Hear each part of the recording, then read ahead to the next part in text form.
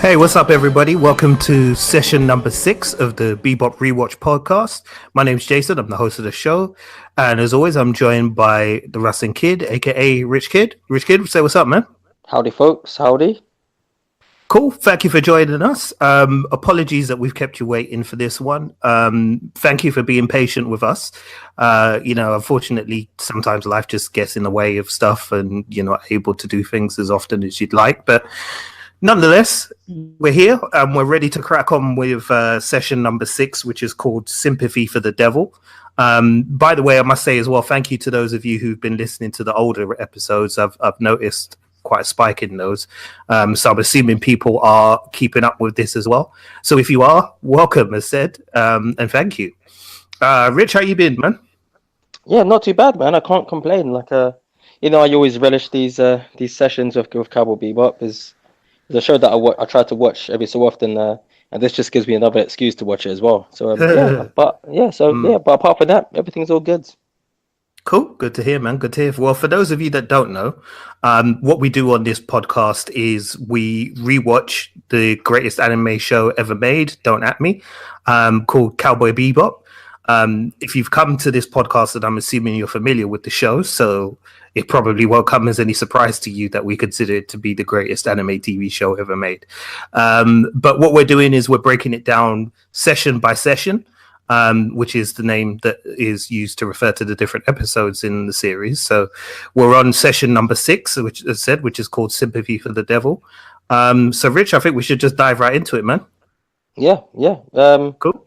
Yeah, wicked, man. Okay, so basically, you want to do the normal thing where you do the breakdown and then I just add in.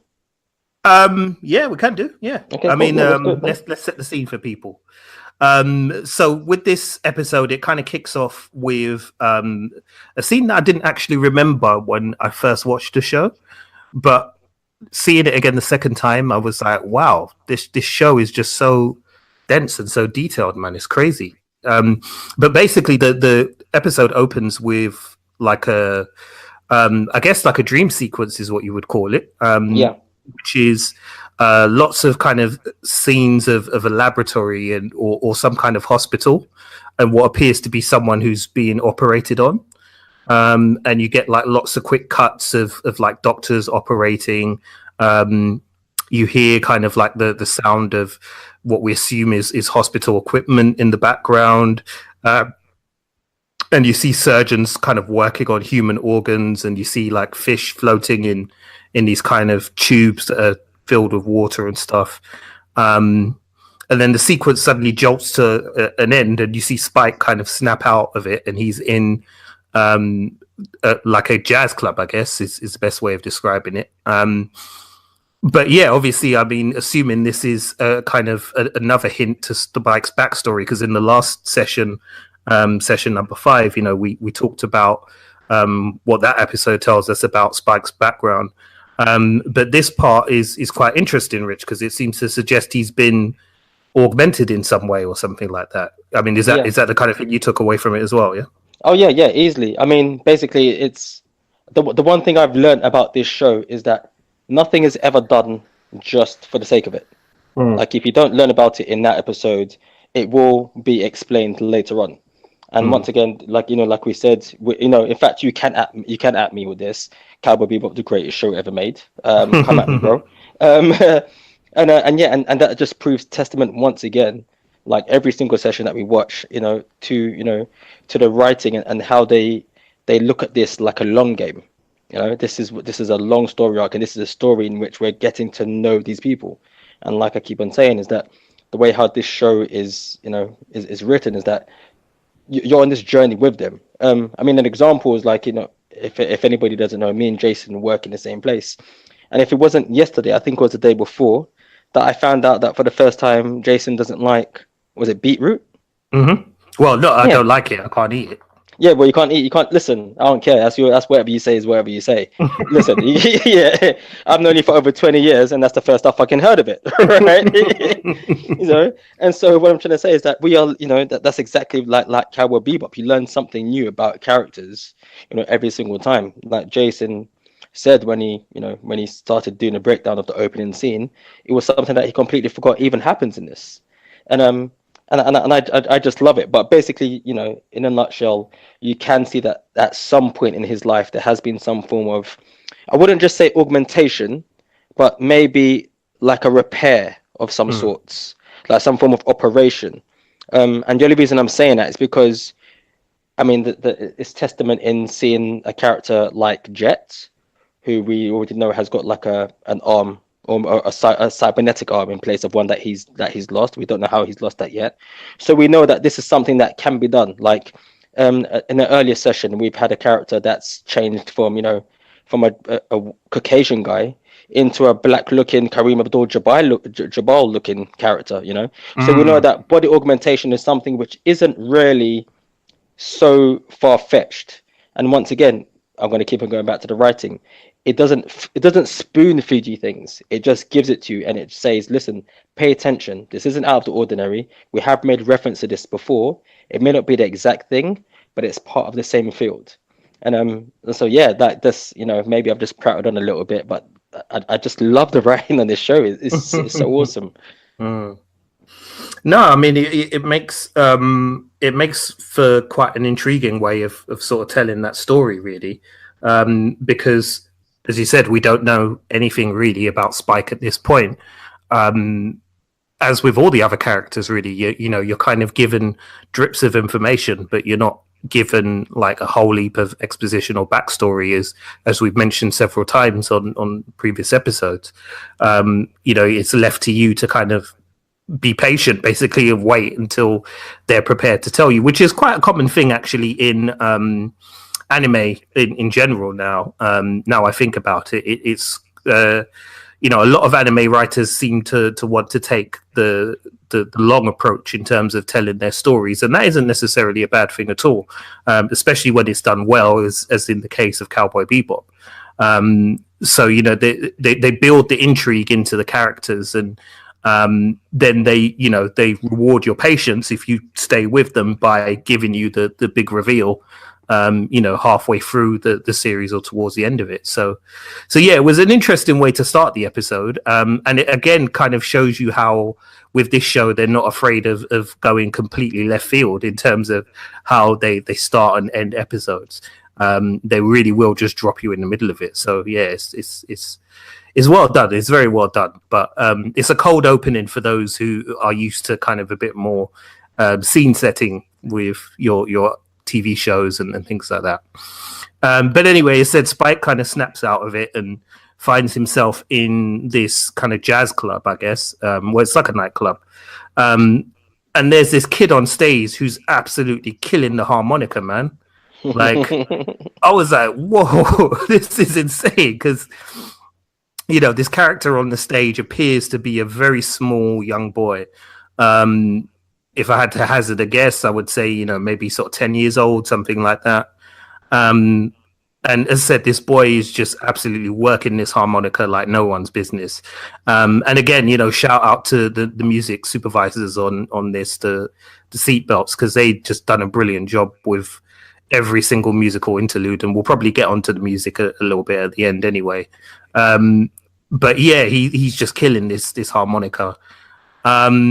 We also get like a quick scene showing us Faye on board of the Bebop. She appears to be on her own. And basically she ends up eating Ein's food because she says that he has to earn the food or something like that.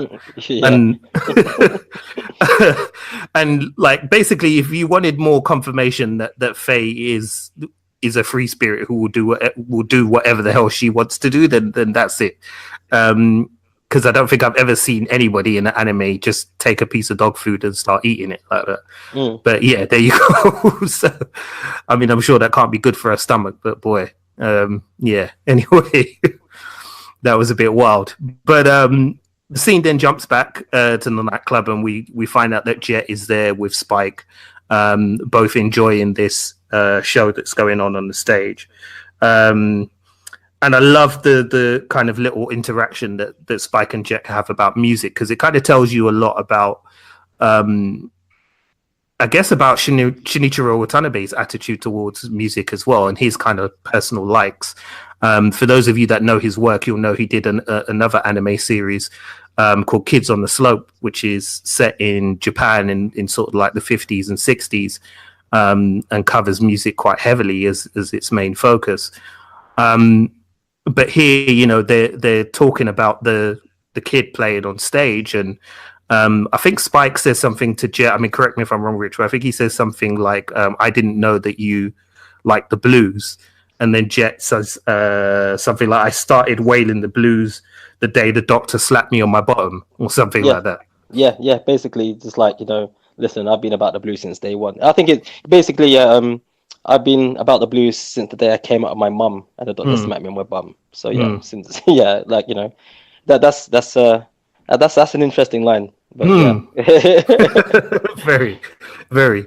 But also it kind of tells you a lot about the philosophy of the show almost as well, isn't it? Because I mean, you've mentioned this on previous episodes that we've talked about, but there's very much a blues focus in terms of how they're telling this story. Because if you're familiar with the blues, listeners, and I'm sure most of you are, you'll know most blues records are quite tragic songs. They're songs often about heartache and loss, and just finding yourself in a position that you basically don't want to be in. Particularly if you're talking about anyone from Howlin' Wolf to John Coltrane to any of those kind of guys. Their songs were generally always about that.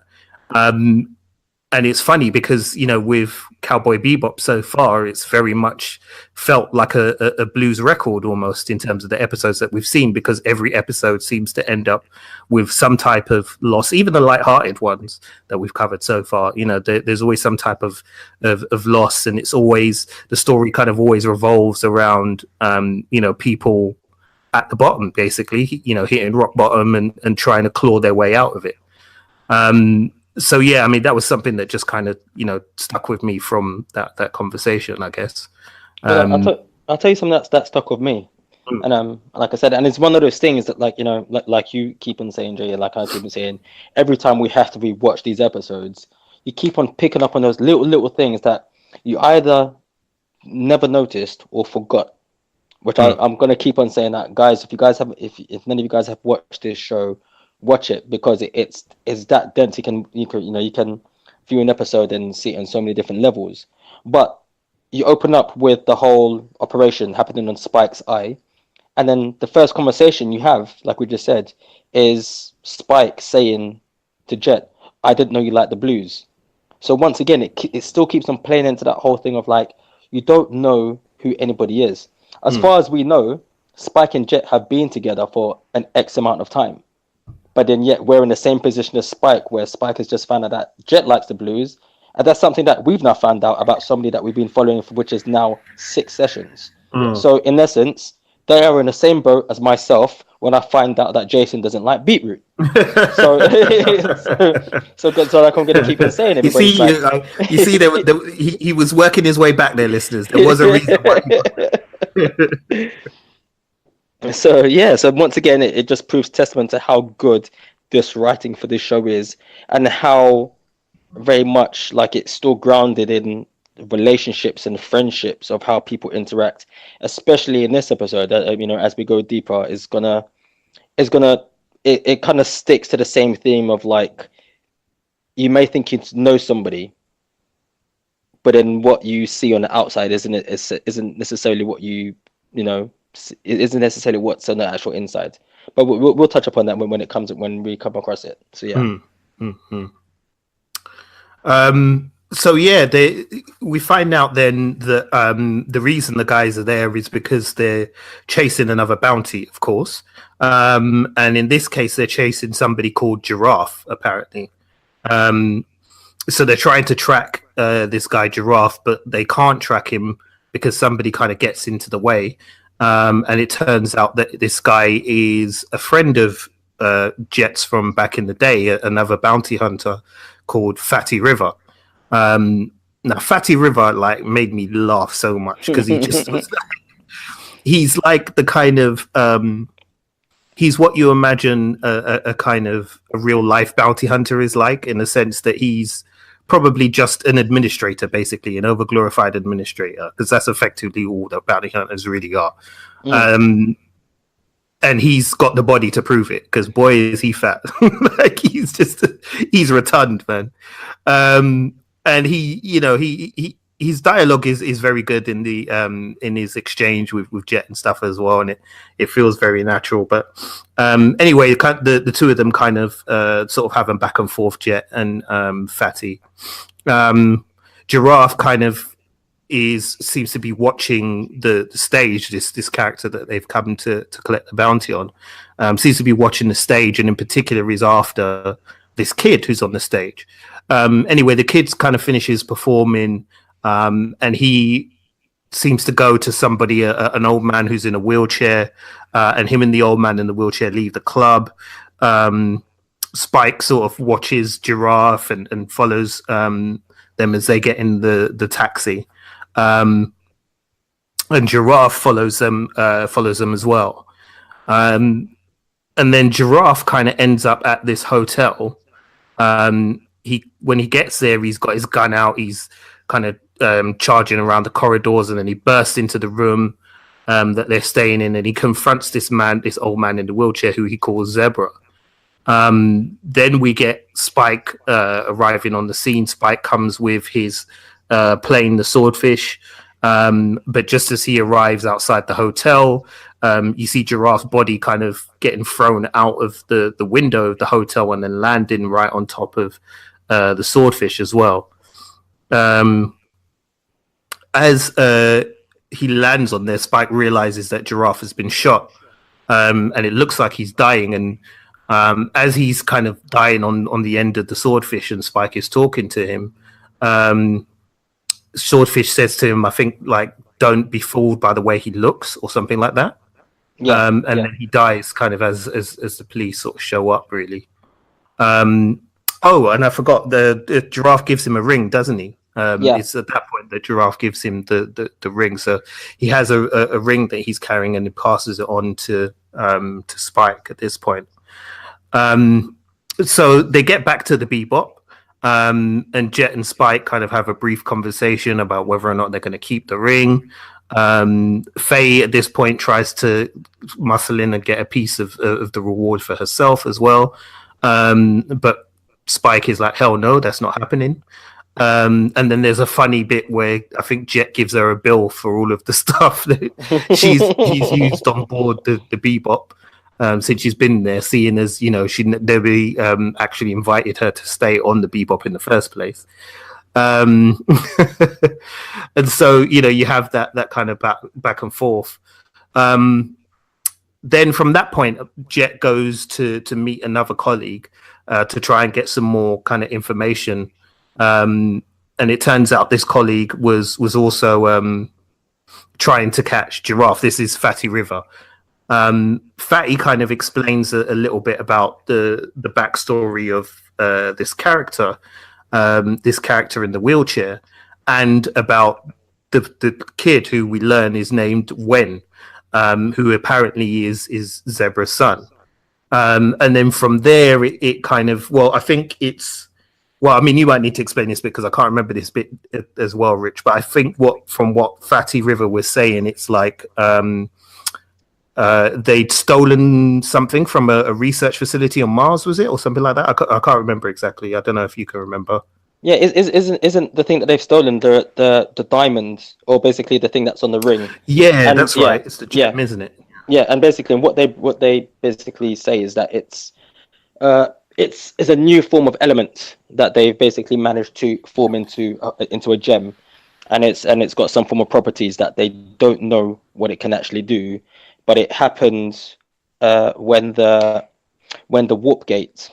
Basically, if anybody that's listening, before the Cowboy Bebop starts, there's a reason why basically they're not really living on Earth and why everybody has managed to populate other planets. And it's because there was some form of like a accident that happened with warp gates, and so the warp gates were used to travel around our solar system, and there was a really bad accident in which a chunk of the moon was taken out. There will be more references to this accident as we go throughout the actual series as well, because it will affect some other characters that you'll see. I'm not going to make point at any spoilers, but basically that was the one thing that was stolen, and it was stolen for a specific reason, and we haven't been at any point told the reason why.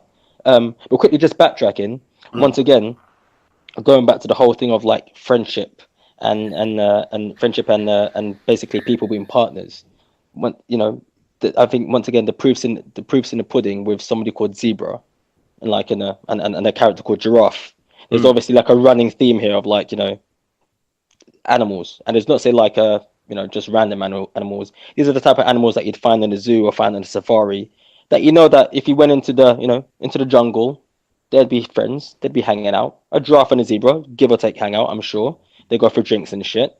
So it only makes sense for these two characters to to have names that would kind of similarly float off the back of each other. But that's just something that I just realized, and you just kept on mentioning names as well. Mm-hmm. Yeah, that's a good spot. Actually, I didn't think of that. Yeah, so yeah, you're quite right. Yeah, that's obviously not been done by mistake or done coincidentally. Yeah, there was obviously some thought in putting those two names on those characters. But with regards to the story, Spike goes back to the nightclub at this point, and he follows Wen and Zebra to a warehouse. And then when he gets to the warehouse, well, boy, that's when shit starts to kick off, innit?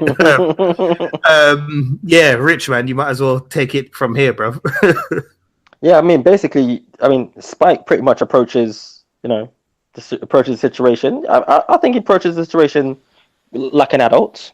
And the one thing that he does say that makes me laugh, because it actually reminds me of my own son. Something that I at least get said once a week by my son. He's like, "Hey, kid, like it's okay. We're cool. You're pretty cute." And the first thing the boys say, or the first thing Wen says, is like, "I'm not cute." And I'm just like, "That's." And then Spike goes, "Yeah, that's what all kids say." And it's the thing that I find fascinating is that number one, that is something that all kids say, and I just want everybody just to remember that sentence. Kid, you're cute. I'm not cute. And then Spike reverts back to say, basically replies saying, that's what all kids say. Remember that line, because it's going to play, I think it kind of wraps everything up nicely towards when we get to it and towards the finale of this episode. But anyway, Spike is trying to talk him down. And Wen is kind of gung ho, man. He's really about that life. He just one shot. I mean, he's a bit of a shit shot, but one shot and he manages to graze Spike's arm, which isn't any kind of easy feat, considering that in the previous 5 sessions that we've watched, we've kind of come to the realization that Spike is pretty much wicked at what he does.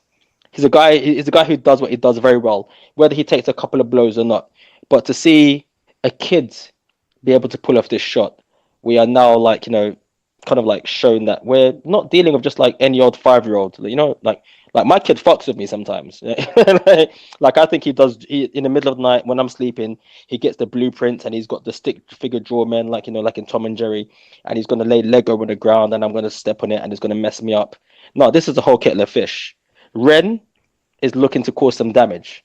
So we've already seen him take out one person, and he's now just taken first blood from our main character. So now we know into something different. And also where he's actually shot Spike and taken and shot Spike in his arm and grazed his arm to get away. He's actually pushed. Is it Giraffe? He's actually. It's Zebra. Was it a zebra? Yeah. He's got that goddamn animal names. He's actually pushed. He's actually pushed Zebra, who is in a wheelchair at the top of the stairs with him, down to try and distract Spike to escape. And Zebra's catatonic. So I mean, it's not as if he's gonna get away from this or leave it like it's still looking pretty. So there is a certain callousness behind this childish demeanor of what he's prepared to do. But yeah, it's a very, very interesting scene because I think Spike just about manages to escape.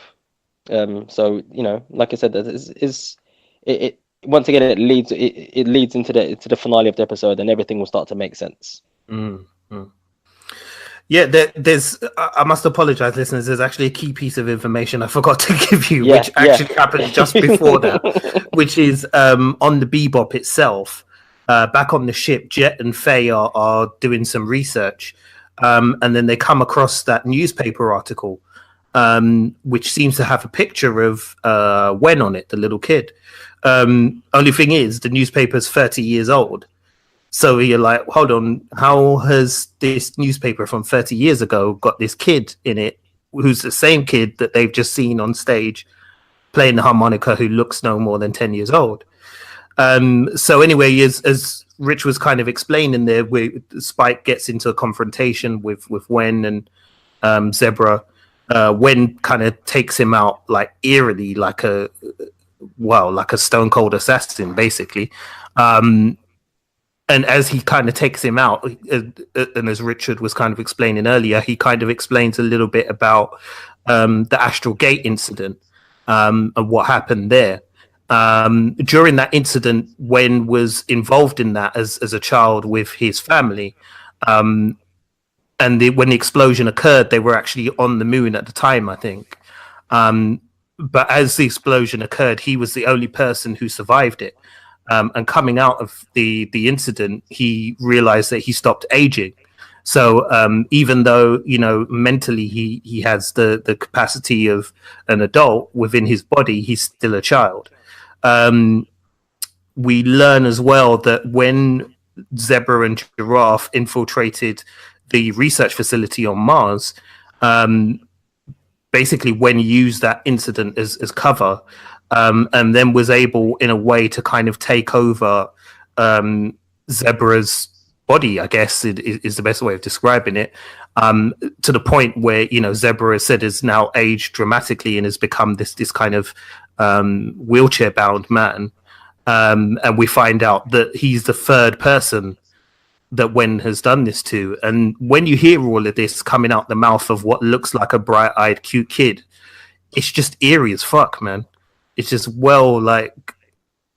creepy. It makes your skin crawl because, as said, the way the animators have drawn this character and designed it, they've done a brilliant job of making him on the surface appear to be so cute. As Spike said, all kids are cute.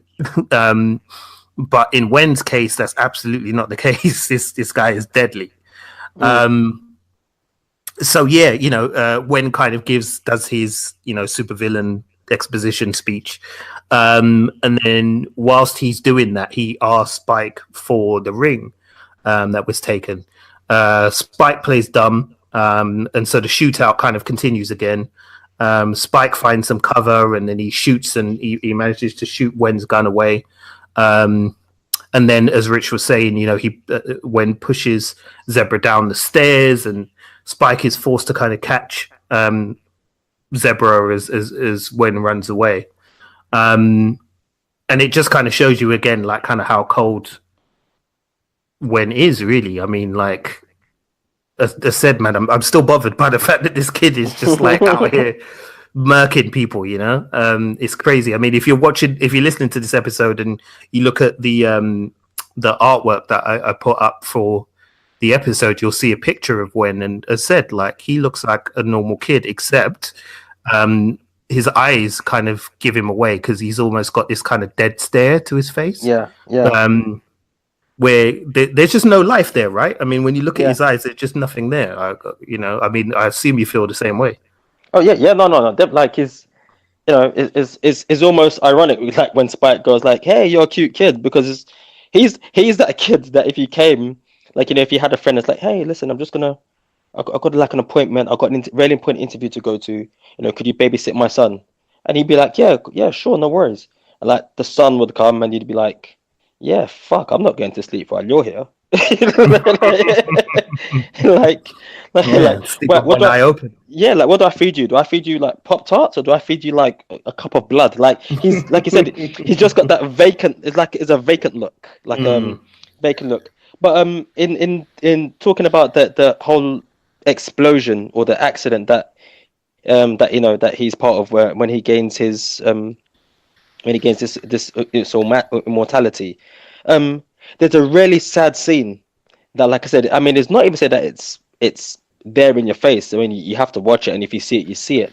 But when he gets up after the whole explosion, and you find that he's the only survivor, you can see that his parents try to protect him. mm. Like basically, so like I mean, the best way to describe it, people who are listening, is that both of his parents have basically tried to jump on top of Wen to protect him from this explosion. And when he wakes up, their bodies have basically been charred. They're like just blackened bodies, and he's the only survivor. And the other thing about this is that in this flashback that he's having, or the description of what's happening about this whole explosion, you never see his parents' face.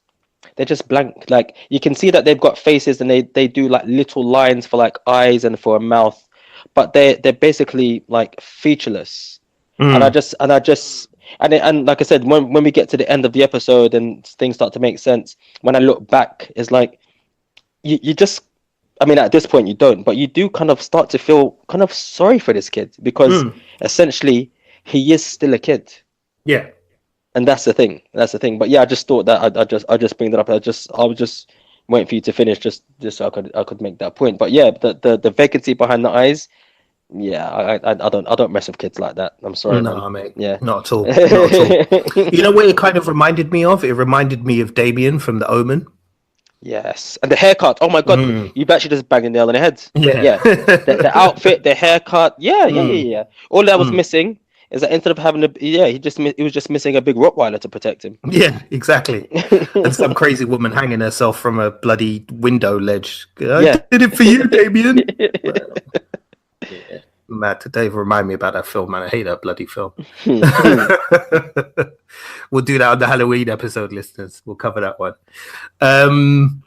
So yeah, anyway, going back to the plot, Wen manages to get away. Spike shoots him and hits him, and I think he falls down like behind some boxes or something like that. Yeah. So Spike goes over, assuming he was going to find his body, and instead he's gone. So it kind of, lends credence to the story and the claims that Wen is making about his immortality, basically, and the fact that he can't die. Back on the Bebop, Spike goes back there, and he meets up with Jet and Faye. And Jet is using like this kind of machine that records like brain memories and stuff like that. It's called the Alpha Catch. And apparently what it does is it records people's memories from their brain, even after they've passed. And it saves it as video images. So they're able to kind of see what went down in the hotel and how Giraffe gets shot like by Wen cold. And as said, if you needed any further evidence of how demonic Wen is and how creepy he is, then yeah, watch that scene. You then get like an explanation basically of how they can possibly beat Wen.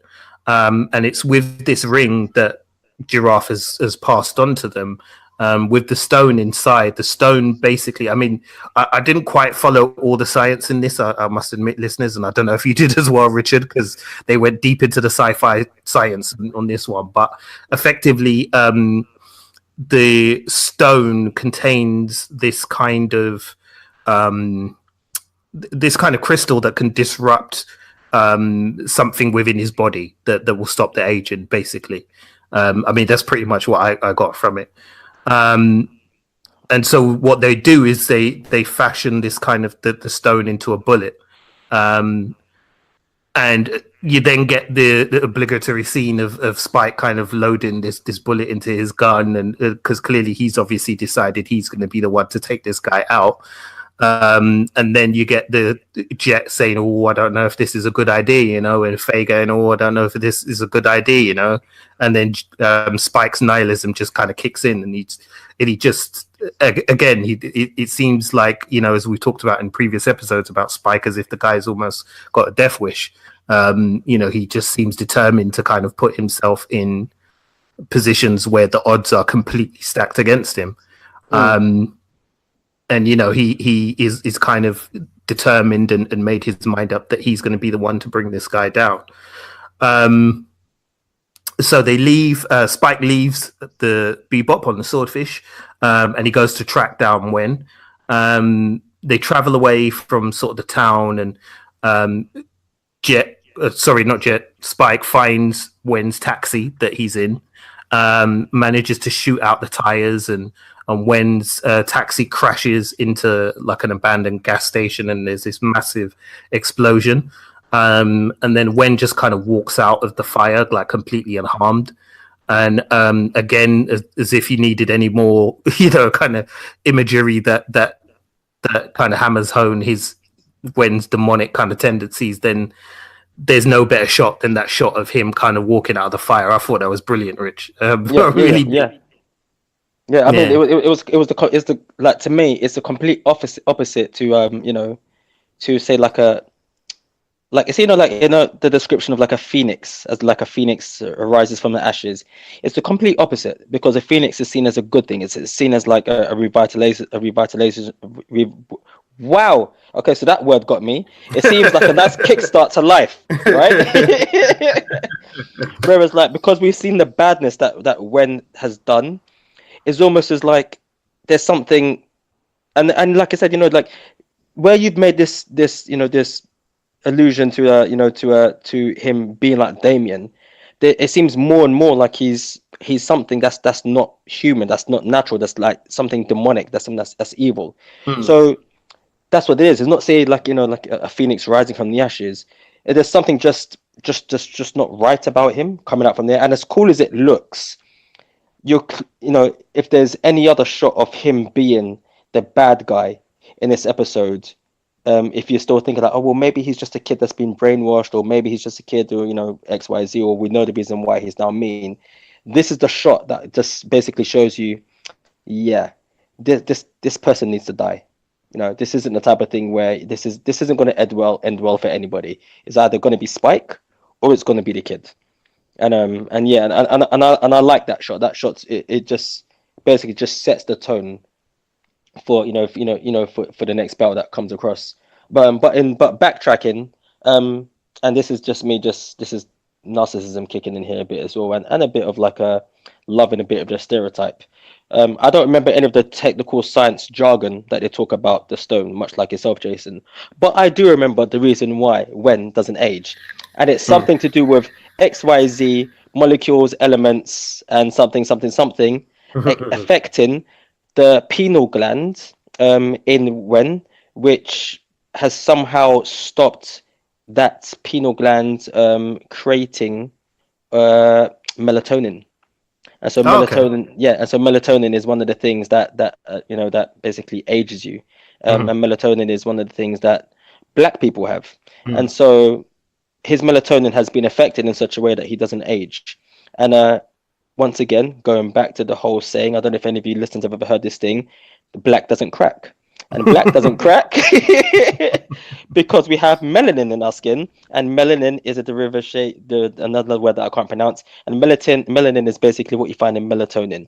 So in essence, the reason why Wen can't age, even though he may look Chinese, is because he's got some black properties in him. I'm just gonna say it. I'm just gonna put it out there. Yeah. I'm just gonna put it out there, right? How much black do you think he's got? Would you say about 20%? 20%. Well, listen, the kid's been alive for 30 years and he still looks 10. Oh. Yes, 400%. I mean, like, there's probably like some black people who haven't aged and look at him and be like, God damn. You know? So, yeah.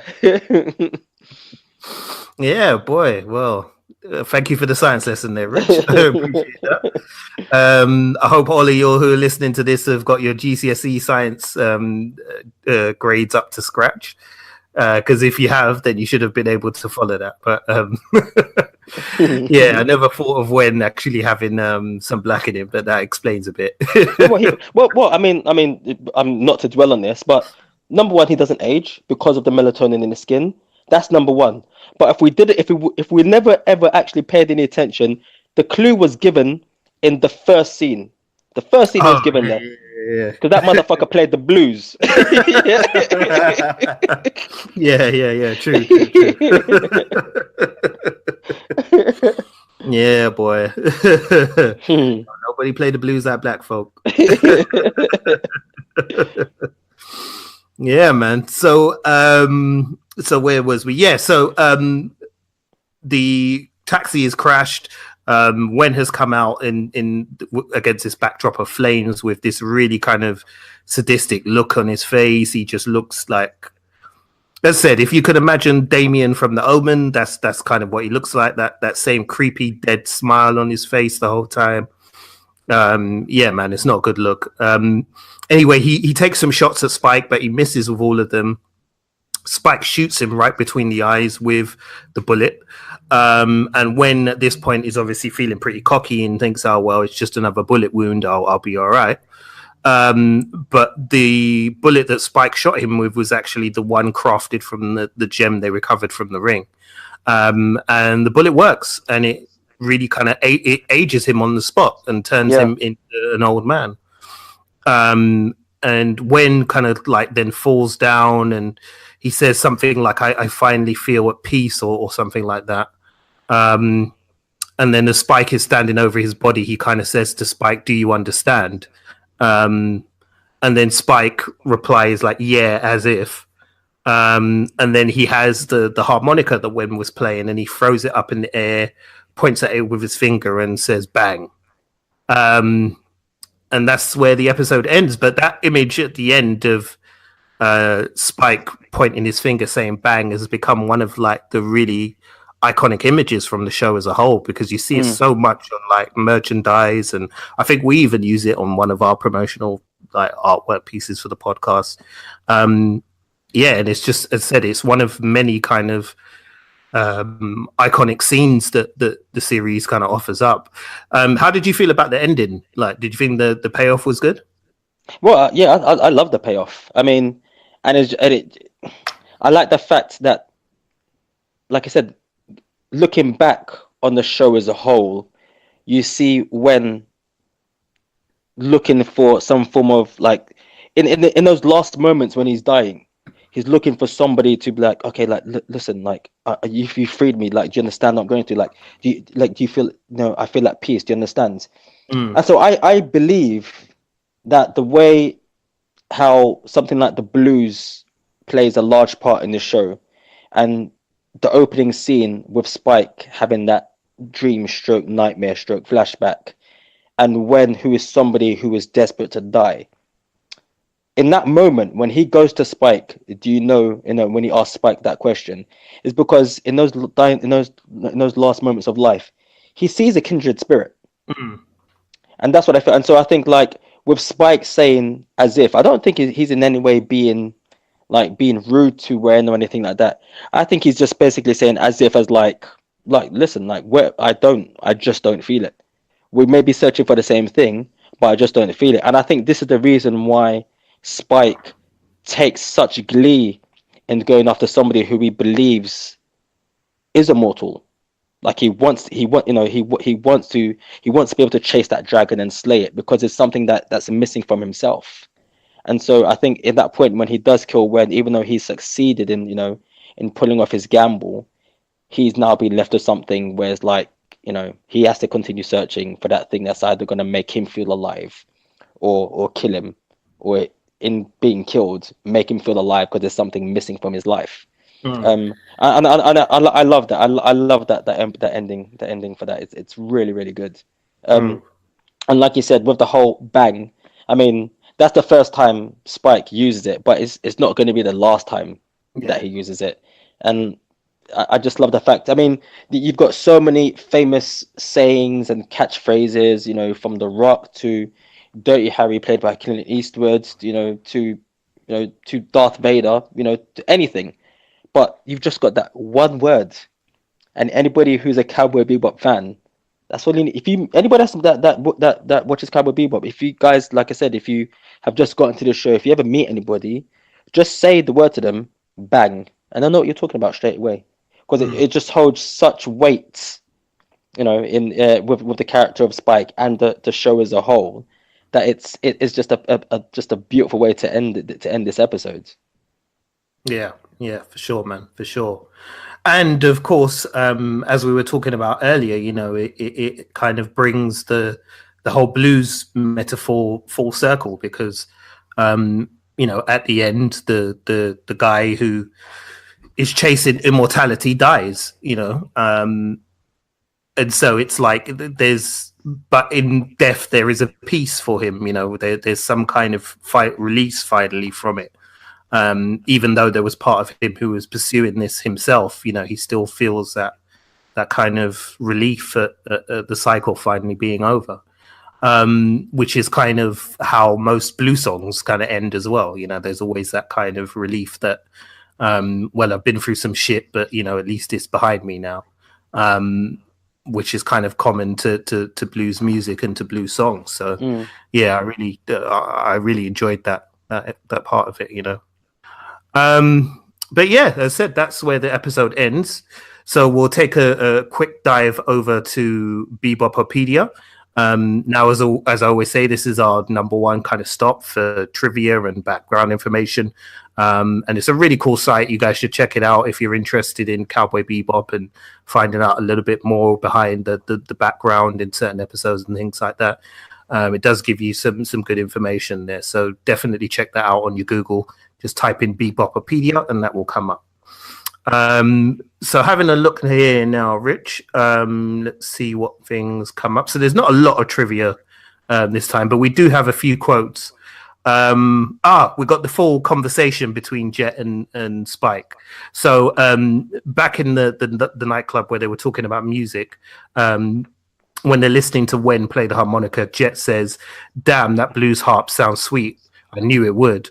And then Spike says to him, "I thought you liked jazz." And Jet says, "Don't be dense. I started wailing the blues when the doctor whacked my bottom on the day I was born." And then Spike replies, "A baby hipster, very cool." Which, yeah, I forgot about Spike's line at the end there, but yeah, that was a nice little touch there. So yeah, I enjoyed that. I've And there's got one. Yeah, go ahead. No, I was gonna say, like, once again, I know I may sound like a broken blues record, just throwing it in there. See a little pun there. All right. Okay, you're not laughing. Okay, screw it.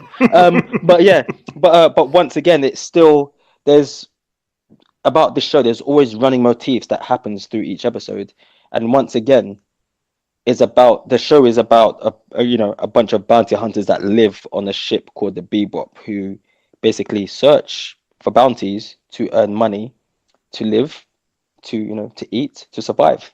And at the beginning, it once again pays homage to that with Faye just being hungry as hell and having to eat dog food. But if you remember as well, it starts off with them going to collect a bounty on Giraffe, and the guy gets killed. Yeah. And so for the rest of the episode, as much as Spike is, it focuses around Spike chasing this bad guy, that's not for the bounty. The bounty's actually just been the bounty, which is like, in some episodes, the focus of the whole episode. The bounty for this episode is done and dusted within the first 10 minutes or within the first 5 minutes of the show being aired. So, and I love that, like it hasn't forgotten what the show is about. It is about bounty hunters doing their job, and and you see them do their job, and that's it. So in essence, this is what they do. They might participate in, maybe on their day off. That's how we could look at this episode. But I just thought I just throw it in there to, just to remind everybody that everything that in this show is done for a reason, and it doesn't forget what it's meant to do and where it comes from. Well, you covered that motif anyway, because that was what I was going to come with, which is of course, it carries on the tradition of the show so far in that, yet again, the Bebop crew have missed their bounty. Yeah, yeah. So they've missed out on 3 million Wulongs, which is certainly not the biggest bounty that they've had so far in terms of ones that they've been chasing. But yeah, again, it shows you that they're actually not very good at their job so far, in the sense that they don't really do very well capturing people. But then, as Rich said, the show isn't necessarily about the bounty and getting the bounty at the end.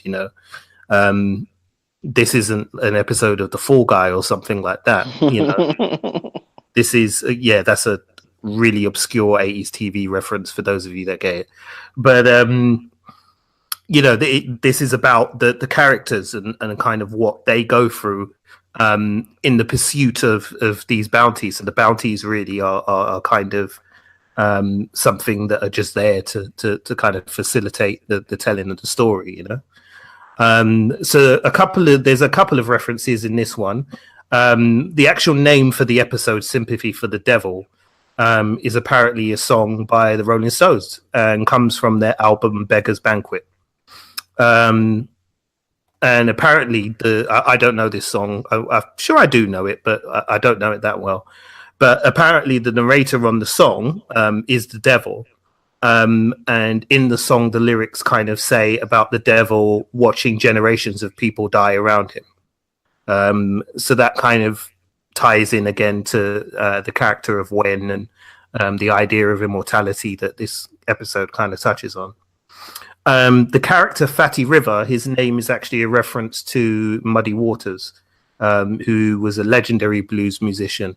And I mean, if you know your blues music, then you'll know who Muddy Waters is.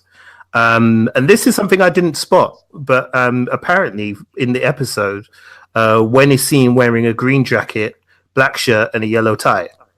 And for those of you that know your anime, especially the classic anime, you'll know that's a trademark outfit for a very famous character called Lupin the Third. So apparently that is a reference to that great anime series as well. So yeah, I didn't notice that.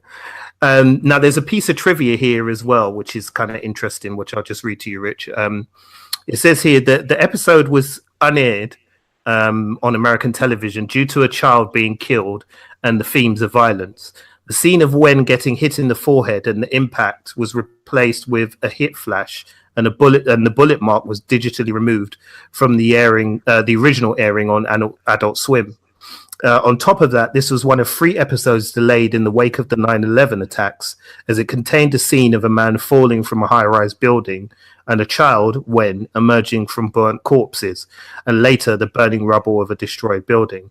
The beginning of the dream of Spike in surgery had his lower nudity blacked out on Adult Swim as well.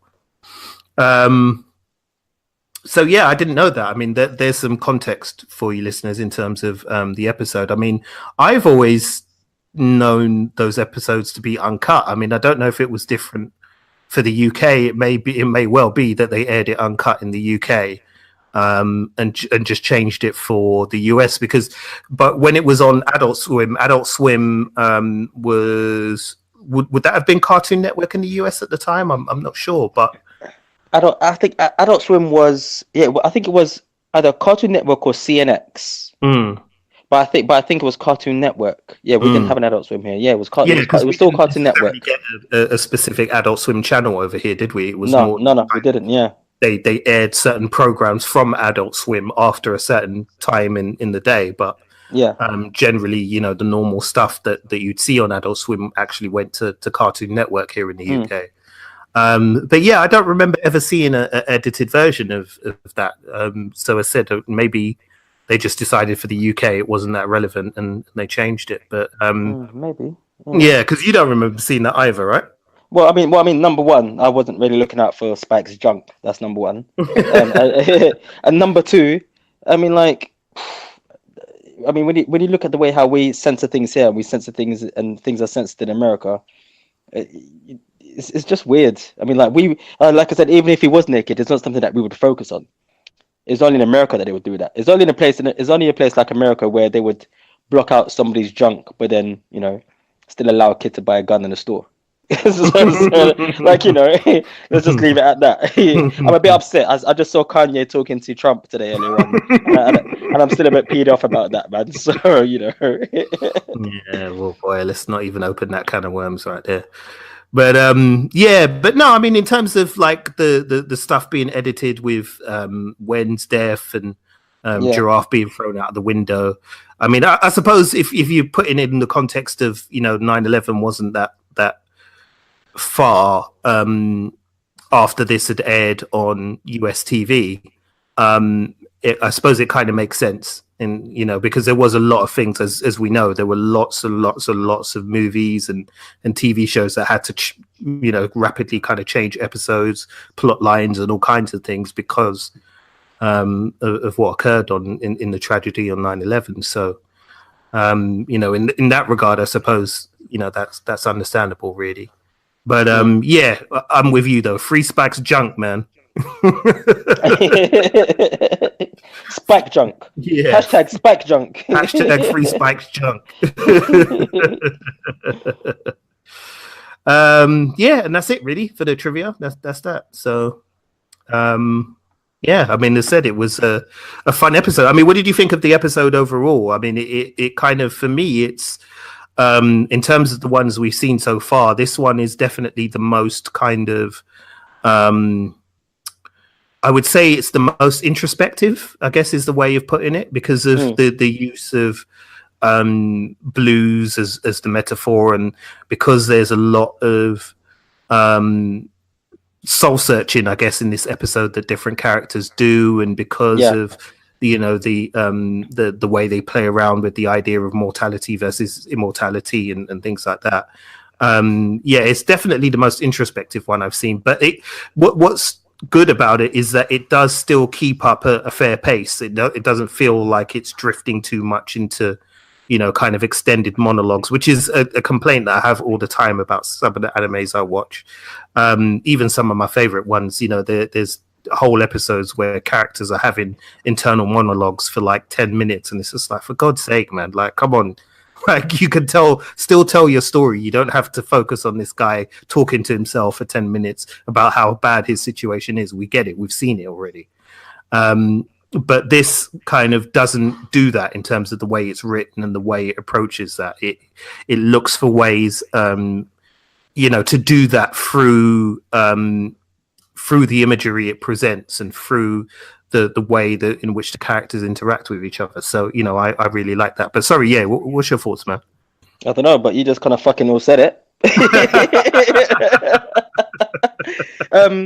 Yeah, no, like literally, I think you just bang a nail on the head. I mean, it's easily something that can be brought for discussion as well. Like, because I mean, essentially, he has killed a kid. Spike kills a kid. I mean, he may be X, Y, and Z, like, he's been around for for this amount of time, but then it does bring in the moral compass of what people would be prepared to do and what you would do, and I like that fact. I like that that's what they bring up. I mean, they don't dwell in it too much, but it once again falls down into the whole thing of down to the title of the episode, and that's something that I just wanted to, like, for my last point, because I'm not going to lie and say I'm a big fan of the Rolling Stones. I'm never going to be one of those people that has like a Ramones t-shirt but can only name like 3 Ramones songs. So I'm never going to lie and say I'm a big Rolling Stones fan. But Sympathy for the Devil is actually my favorite song by the Rolling Stones. And, Okay. Yeah, and like, I mean, yes, I remember them watching a documentary / film that was made by the Rolling Stones in the 60s, and it's them. The majority of them is just doing craziness, but throughout the whole film is them just doing different recordings of the Symphony for the Devil. I've actually forgotten the name of the documentary. It's actually really, really good. I saw it years ago on Channel 4. But I think the opening verse of this song just sums up the character of Ren perfectly, especially considering the whole thing of like how the blues, and how the blues is always meant to represent. I mean, blues is meant to represent the soul of the man or of a woman, and how much pain or you've been through, or maybe even how much pain you can give to somebody. But the first verse for Sympathy for the Devil basically opens up like this. Please allow me to introduce myself. I'm a man of wealth and taste. I've been around for a long, long year, stole many a man's soul to waste. If that doesn't fucking like sum up the character of Ren in this episode and how much like just him of what's happened to him, and it plays out in how it interacts with like Spike and Giraffe and Zebra and other stuff that we are going to find out with what's going to happen to Spike. I don't know what I don't know what you guys are listening to or what you're watching, but I literally just had to say that just to make that reference, because like I said, it's my favorite song, and I can clearly see where we're going with the name of the episode, the naming of this episode. Well, yeah, man. Well, I think on that note, we'll leave it at that, bro. Yeah, but thanks a lot for listening to us, listeners. As said, if you are enjoying this, then please let us know. Leave us a review if you're listening to us on a podcast app, especially if you're on iTunes. That really helps to kind of push the podcast out there and to let other Bebop fans know as well. On the next episode, we'll be tackling session number 7. What's session number 7 called, Rich? Session number 7 is you know what? Give me a sec. It's called Heavy Metal Queen. Oh yeah, that's right.